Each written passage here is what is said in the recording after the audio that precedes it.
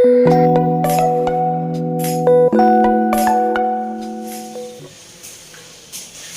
हैं सभी छात्र और छात्राएं। चलिए मैं आपका अपना टीचर गुरशेद गौड़ आज मैं आप लोगों के लिए बायोलॉजी जीव विज्ञान विषय लेकर आया हूँ। और बायोलॉजी या जीव विज्ञान में आज का जो हमारा विषय है, जहाँ से ज़्यादातर एग्जाम में क्वेश्चन बनता है, मोस्ट इम्पोर्टेंट टॉपिक, वो टॉपिक है आज का हमारा तरंग। ठीक है, तो तरंग के बारे में आज हम जानेंगे। तरंगे क्या होती है, कितने प्रकार की होती है, और तरंगों की खोज किसने की, और तरंगे कौन सी तरंगों का प्रयोग किस क्षेत्र में होता है, उनका क्या उपयोग है, क्या नहीं है। आज का तरंगों का जो हमारा पार्ट 1 है, तरंगों का हम पार्ट 1, 2, 3 तीन पार्ट में करके पढ़ाएंगे। और पार्ट 3 तक आप कंप्लीट समझना कि अब हमारे तरंग से कोई भी क्वेश्चन एग्जाम में आ जाए वो छूटने वाला फिर नहीं है आप लोगों से।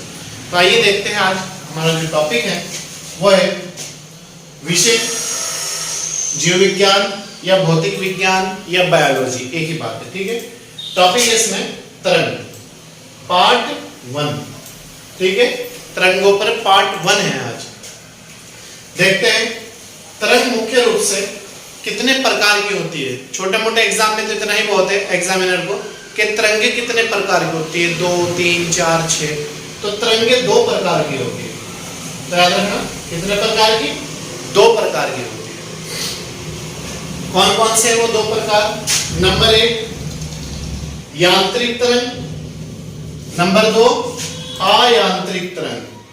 नंबर 2 है अयांत्रिक तरंग। यांत्रिक तरंगों को जो इंग्लिश में कहा जाता है वो कहा जाता है मैकेनिकल वेव, और अयांत्रिक को कहा जाता है नॉन मैकेनिकल वेव। ठीक है, तो तरंगे 2 प्रकार की होती है। यांत्रिक तरंग जिसे मैकेनिकल वेव कहते हैं इंग्लिश में, और दूसरी होती है अयांत्रिक तरंग, इसे कहते हैं नॉन मैकेनिकल वेव। तो पहले देखते हैं यांत्रिक तरंग क्या है।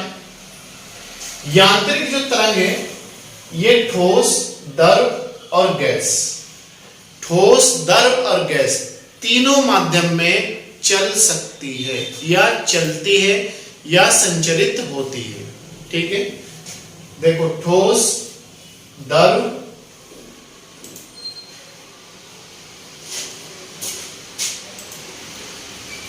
अथवा गैस में संचरित होती है। ये 2 प्रकार की होती है। ठीक है, तब याद रखना ऐसी कौन सी तरंग है जो ठोस और द्रव और गैस तीनों में चल सकती है, वो है आपकी यांत्रिक तरंग। अब ये जो तरंगे हैं, यांत्रिक जो तरंग है, ये 2 प्रकार की होती है। एक तो अनुदैर्घ्य तरंग और एक अनुप्रस्थ तरंग। क्वेश्चन ये भी आता है एग्जाम में कि अनुदैर्घ्य तरंग और अनुप्रस्थ तरंग किन तरंगों का भाग है। ये है आपका यांत्रिक तरंगों का भाग। ठीक है, यांत्रिक तरंगों को 2 भागों में बांटा हमने, अनुदैर्घ्य और अनुप्रस्थ। अनुदैर्घ्य लॉन्गिट्यूड वेव और टेंसिव वेव, अनुप्रस्थ को कहते हैं। ठीक है, तो अब देखते हैं हम लॉन्गिट्यूड जो वेव है, जो अनुदैर्घ्य तरंग है। ये देखो अनुदैर्घ्य तरंग जो है नॉर्थ साउथ और वेस्ट ईस्ट चलती है। ये डायग्राम मैंने बना रखा, ध्यान रखना इस चीज का। तो ये अनुदैर्घ्य तरंगों का डायग्राम है, अनुदैर्घ्य तरंग। ठीक है, तो ये अनुदैर्घ्य तरंग है। अब इनका कार्य क्या है देख लेते हैं। जब तरंग गति की दिशा माध्यम के कणों के कंपन कहते हैं। जब कोई माध्यम होता है तो उसके जो कण होते हैं उसमें, और उनमें वाइब्रेशन होता है, झंझनाहट होती है। ठीक है, धमक होती है। कंपन करने की अनुदिश या समानांतर होती है, तो उन्हें अनुदैर्घ्य तरंग कहते हैं। ठीक है, क्या बताया मैंने, एक बार फिर देख लीजिएगा। जब तरंग की गति दिशा माध्यम के, जिस डायरेक्शन में दिशा हो, के कणों के कंपन मतलब वाइब्रेशन, धमक, उसमें झंझनाहट करने की अनुदिश या समानांतर होती है, तो उन्हें अनुदैर्घ्य तरंग कहा जाता है। नोटेड क्वेश्चन आता है, ध्वनि इनका सबसे अच्छा उदाहरण है कि जो अनुदैर्घ्य तरंग है उसका सबसे अच्छा उदाहरण क्या है जिसमें वो हम कंपन होती है, महसूस कर सकते हैं, फील कर सकते हैं? तो ध्वनि इनका सबसे अच्छा उदाहरण है। इन तरंगों का ध्रुवण नहीं होता, ये ध्रुव पर नहीं चलते, ठीक है, ध्रुवण नहीं होता है, याद रखना। कौन सी तरंगों का ध्रुवण नहीं होता? वो नहीं होता अनुदैर्घ्य तरंगों का। और ध्वनि किन तरंगों का सबसे अच्छा उदाहरण है? अनुदैर्घ्य तरंग। इसके बाद हमारा दूसरा इसका पॉइंट है, ये फर्स्ट था और ये इसका सेकंड है, ठीक है। अनुप्रस्थ तरंग देखते हैं। अनुप्रस्थ तरंग, ये जो तरंगे हैं ये ऐसे चलती है, देखो ऐसे, ठीक है। ये इसी का उदाहरण है, ये इसी का डायग्राम है, ठीक है, आप याद रखना। ये अनुप्रस्थ तरंगों का डायग्राम है। अब इनका काम देखते हैं क्या है। जब तरंग की गति की दिशा, याद रखना, जब तरंग की जो गति है, जो उसकी स्पीड है की दिशा माध्यम के कणों के कंपन करने की दिशा के लंबवत होती है। तो देखो ये लंबवत है, ठीक है, लंबवत होती है। तो इस प्रकार की तरंगों को अनुप्रस्थ तरंग कहा जाता है। तो याद रखना, अनुप्रस्थ तरंगों की जो दिशा होगी वो आपकी लंबवत होती है। ये इसका डायग्राम क्लियर है? एक बार फिर देख लीजिएगा। तरंगे में कितने प्रकार की होती है? दो। कौन कौन सी? यांत्रिक और अयांत्रिक। यांत्रिक तरंग ठोस द्रव गैस तीनों माध्यम में चल सकती है। यांत्रिक तरंगों के दो भाग हैं, अनुप्रस्थ तरंग और अनुदैर्घ्य तरंग। अनुप्रस्थ तरंग और अनुदैर्घ्य तरंग। अनुदैर्घ्य तरंगों की दिशा अनुदिश या समानांतर होती है और अनुप्रस्थ तरंगों की दिशा लंबवत होती है, ठीक है, यहां तक क्लियर है। इसके बाद देखते हैं हम दूसरी तरंग है अयांत्रिक तरंग, जिसे कहते हैं हम नॉन मैकेनिकल वेव, ठीक है, इसे कहते हैं अयांत्रिक तरंग। अयांत्रिक जो तरंगे हैं वो ऐसे चलती है, इनकी दिशा ये होती है, ये इनकी ये दिशा है, ठीक है। आप याद रखना ये अयांत्रिक तरंगों का डायग्राम है, ये लिख भी दिया मैंने, विद्युत चुंबकीय या अयांत्रिक तरंग। नेक्स्ट देखो, वैसी तरंगे जिनके संचरण मतलब चलना, फैलाव, संचरण के लिए किसी माध्यम की आवश्यकता नहीं होती। क्वेश्चन दे देगा एग्जाम में, कौन सी ऐसी तरंगे हैं जिनके संचरण के लिए किसी भी माध्यम की आवश्यकता नहीं पड़ती? वह है आपकी अयांत्रिक तरंग। अर्थात ये तरंग निर्वात में भी चल सकती है। क्वेश्चन दे देगा कौन सी ऐसी तरंगे हैं जो निर्वात में भी चल सकती है? वो है आपकी अयांत्रिक तरंग। उन्हें विद्युत चुंबकीय या अयांत्रिक तरंग भी कहा। इसके दो नाम है, विद्युत चुंबकीय तरंग या अयांत्रिक तरंग, ठीक है।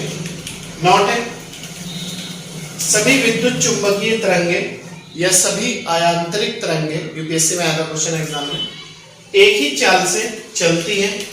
इनकी जो डायरेक्शन होगी देखो एक ही है, बिल्कुल ये डायरेक्शन है ना, बिल्कुल सेम, एक ही चाल से चलती है जो प्रकाश की चाल के बराबर होती है। जो प्रकाश की चाल की स्पीड होती है, इन तरंगों की वही स्पीड सेम होती है। नोट है, सभी विद्युत चुंबकीय फोटोन की बनी होती है।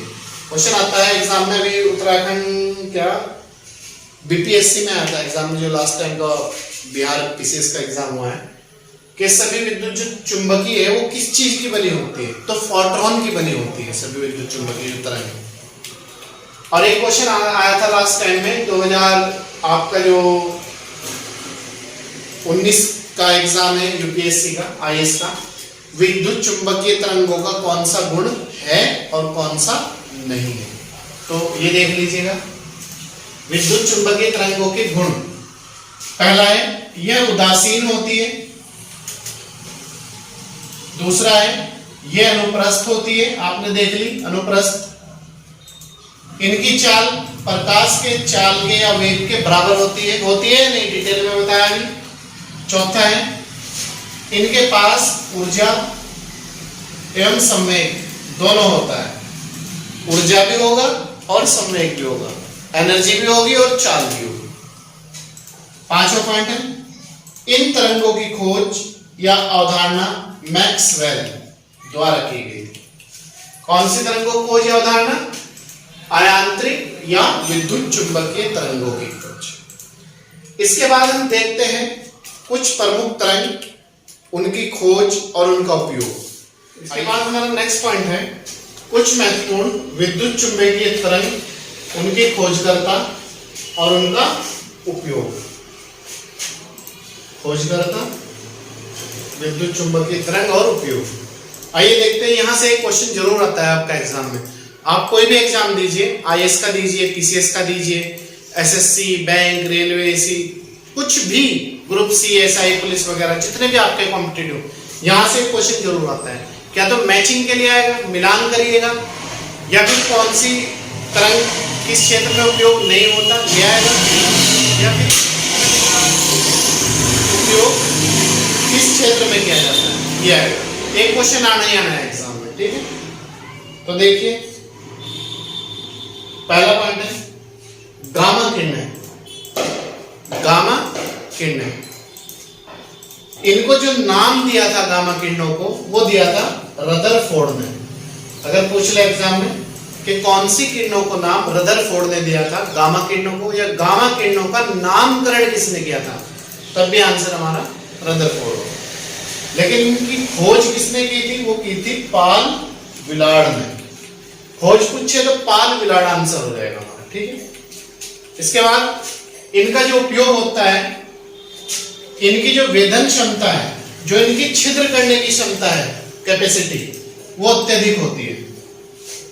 और इसका उपयोग नाभिकीय अभिक्रिया तथा कृत्रिम रेडियोधर्मिता में किया जाता है, ठीक है। 2.3 याद रखने, वेधन क्षमता अधिक होती है, उपयोग नाभिकीय तथा कृत्रिम रेडियोधर्मिता में किया जाता है, ठीक है। इसके बाद दूसरी किरणें हैं हमारी एक्स किरणें। इनकी जो खोज की थी या इनका जो आविष्कार किया था, वो किया था रॉन्जन ने।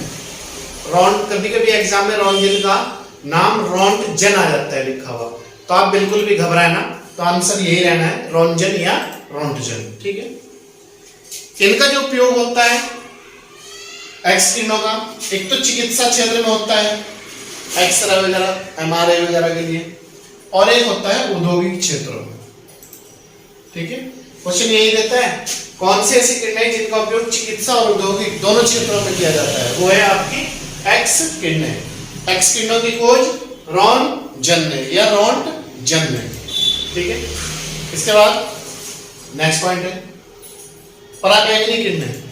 पराबैंगनी किरणें, इनकी जो खोज की थी वो की थी कार्ल रिटर ने की थी। पराबैंगनी किरणों की खोज कार्ल रिटर ने की थी।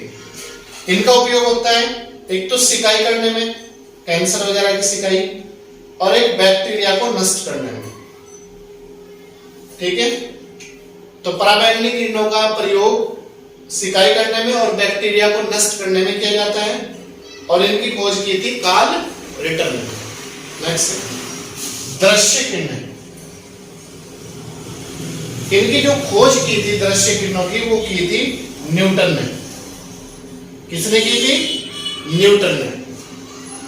और इनका जो उपयोग होता है, ये किसी भी, जैसे टॉर्च की बैटरी है, मोबाइल की टॉर्च है, जब आप देखते हो या टेबल पे ऐसे इस पे बोर्ड पे टॉर्च पड़ रही है, तो ये दृश्य किरणें हैं, ठीक है। तो इनका उपयोग किसी भी वस्तु को देखने में किया जाता है, तो खोज न्यूटन। नेक्स्ट है पांचवा पॉइंट है औरक्त किरणें। औरक्त किरणों की जो खोज की थी वो की थी विलियम हर्शल ने। पूरा नाम है इनका विलियम हर्शल। इनका जो उपयोग होता है, इनका उपयोग कई जगह पर होता है। नंबर 1, ये किरणें उष्मीय होती है, टेम्परेचर उत्पन्न करती है, उष्मा। जिस वस्तु पर पड़ती है उसका तापमान बढ़ा देती है, क्योंकि ऑलरेडी जब उसमें चीज होगी, टेम्परेचर ज्यादा होगा, तो जहां भी वो पड़ेगी, अब सूर्य जहां भी पड़ता है टेम्परेचर बढ़ता है या नहीं बढ़ता है, तो बढ़ता है। वही काम इनका है। इनका उपयोग जब कोहरा पड़ता है, कोहरे में फोटोग्राफी करने में भी किया जाता है ताकि साफ दिखाई दे। और चौथा पॉइंट है, रोगियों की सिकाई करने में इनका उपयोग किया जाता है। इनका औरक्त किरणों का खोज विलियम हर्शेल, उसमें होती है, जिस वस्तु पे पड़ती है उसका टेम्परेचर बढ़ा देती है। उपयोग कोहरे में फोटोग्राफी करने में किया जाता है। और चौथा है, सिकाई करने में भी इनका उपयोग किया जाता है। नेक्स्ट है लघु रेडियो तरंगे या हार्टिजियन तरंगे, दोनों एक ही नाम है, ठीक है। लघु रेडियो तरंगे या हार्टिजियन तरंगे, इनकी खोज जो की थी हेनरिक हर्ट्ज ने की थी। इनकी हार्टिजियन तरंगों की या लघु रेडियो तरंगों की। इसका जो प्रयोग होता है, एक तो रेडियो में होता है, रेडियो संचार, टेलीविजन और टेलीफोन, मतलब ये कम्युनिकेशन सेक्टर में जो प्रयोग होता है वो रेडियो तरंगे और हार्टिजियन तरंगों का प्रयोग किया जाता है कम्युनिकेशन सेक्टर में। 7वां पॉइंट है हमारा और लास्ट पॉइंट है आज की क्लास का, दीर्घ रेडियो तरंगे। दीर्घ रेडियो तरंगे, इनकी खोज मार्कोनी ने की थी। मार्कोनी ने की थी और इनका उपयोग जो होता है दीर्घ रेडियो तरंगों का, एक तो रेडियो चलाने में और एक टेलीविजन को चलाने में उपयोग होता है। तो इनका उपयोग दो ही क्षेत्रों में होता है, ठीक है। तो ये थी आज की हमारी तरंगों पर पार्ट 1। इसके बाद आप पार्ट 2 का जो क्लास है वो थोड़ा इंतजार करिए, वो आपको नेक्स्ट हफ्ते उपलब्ध हो जाएगी, इसी दिन आपको उपलब्ध हो जाएगी नेक्स्ट क्लास। आप तब तक इसे अच्छी तरीके से पढ़ें। और इसमें अगर आपको कोई भी समझने में कठिनाई हो या समझने में कोई भी समस्या है तो आप डायरेक्ट कॉल भी करके पूछ सकते हैं और आप कमेंट बॉक्स में भी हमें कमेंट करके पूछ सकते हैं। आप लोगों का वेलकम है, हार्दिक स्वागत है, अभिनंदन है। तो चलिए, मैं आपका अपना टीचर गुलशेर गौड़, मिलते हैं आपसे नेक्स्ट क्लास नेक्स्ट वीडियो के साथ। तब तक आप अच्छी तरीके से पढ़ें और अपना बहुत बहुत ख्याल रखें। Thank you.